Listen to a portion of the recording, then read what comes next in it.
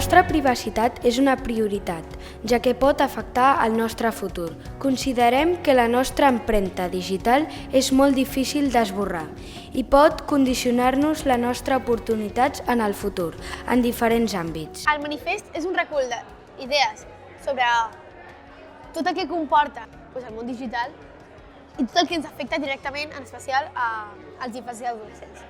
Perquè és un món molt ampli i se'n parla realment poc. I tot el que se'n parla no es té en compte l'opinió d'infants i adolescents i ens va arribar aquesta iniciativa i que era fonamental i era molt important donar resposta a això i fer-ho de manera bé.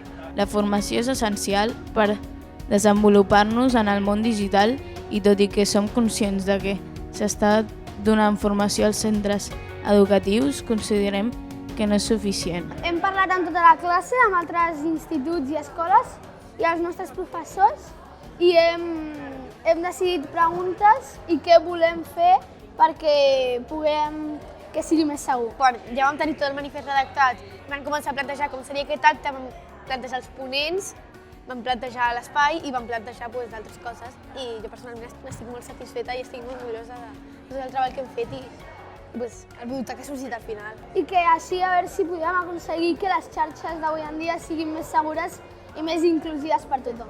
En general, la infància i l'adolescència és una edat que no s'escolta gaire i que, per tant, qualsevol espai de participació és més que benvingut perquè normalment és una generació, una edat que no es té en compte des del nostre punt de vista adultocèntric.